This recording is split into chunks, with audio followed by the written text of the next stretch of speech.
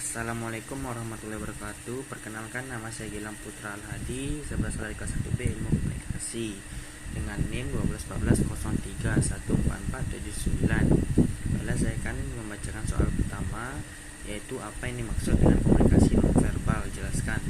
Komunikasi nonverbal adalah metode berkomunikasi dengan orang lain tanpa kata-kata melainkan tindakan. Misalnya menggunakan gerakan tangan untuk menunjukkan dan meminta sesuatu, melakukan kontak mata, sentuhan, intonasi suara, mikroekspresi, dan bahasa tubuh. Soal kedua, apa beda komunikasi verbal dan komunikasi non-vokal atau non-verbal? Komunikasi verbal ada komunikasi yang mengacu pada penggunaan bahasa baik lisan maupun tulisan. Sedangkan komunikasi non-verbal atau non-vokal adalah terjadi melalui sarana selain kata-kata, misalnya bahasa tubuh, gerak badan, hingga keheningan. Soal ketiga, sebutkan fungsi komunikasi nonverbal menurut Jan dan jelaskan beserta contohnya. Fungsi komunikasi nonverbal yaitu pertama, menggantikan pesan lisan, biasanya dilakukan bila situasi tak memungkinkan untuk menyampaikan pesan lisan. Kedua, menyampaikan pesan-pesan yang enak disampaikan secara lisan. Penyampaiannya dengan menggunakan isyarat tanpa merasa menyinggung perasaan atau mempermalukan. Yang ketiga, membentuk kesan yang mengarahkan komunikasi. Ada saatnya kita mengelola kesan orang lain terhadap diri kita melalui pesan nonverbal.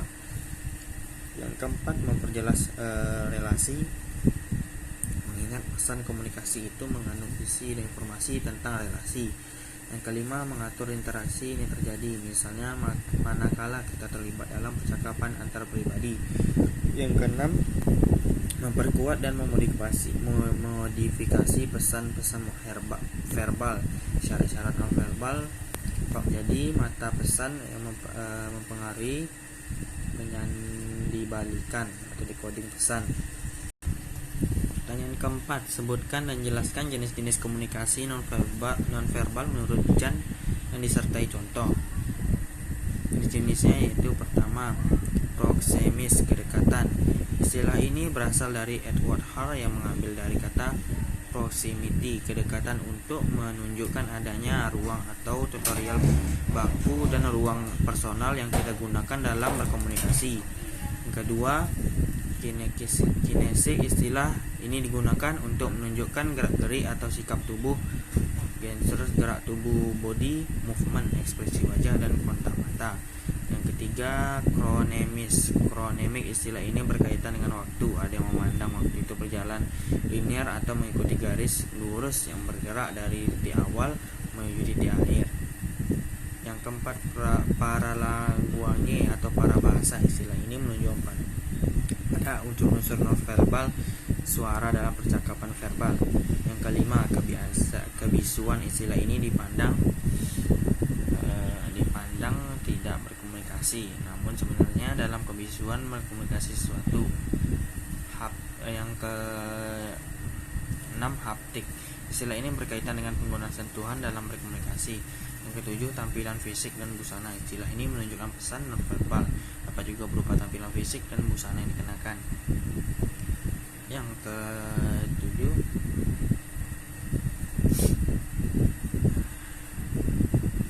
yang ke-8, olfactics, istilah ini berkaitan dengan penggunaan indera penciuman dalam komunikasi nonverbal. Bukan hanya bau wangi parfum, tapi juga bau badan berpengaruh terhadap komunikasi.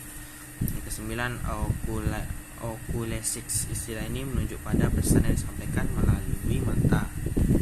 Soal kelima, jelaskan bagaimana fungsi bahasa tubuh dalam komunikasi nonverbal dalam komunikasi interpersonal. Fungsi bahasa tubuh yaitu sebagai bagian komunikasi juga menyampaikan pesan-pesannya sendiri. Kita bahkan bisa memahami maksud komunikasi seorang melalui bahasa tubuhnya. Bahkan kita pun bisa memperoleh bocoran mengenai kondisi emosi lawan komunikasi kita melalui bahasa tubuhnya.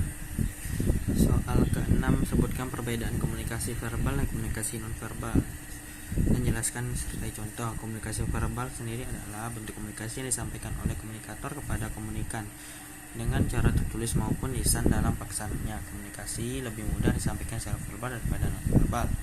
Contoh Contohnya adalah komunikasi secara langsung, yaitu berbicara langsung face to face, maupun dengan perantara media, contoh berinteraksi dengan menggunakan media sosial ataupun telepon genggam. Yang kedua yaitu komunikasi nonverbal. Komunikasi nonverbal adalah komunikasi yang tidak menggunakan kata-kata.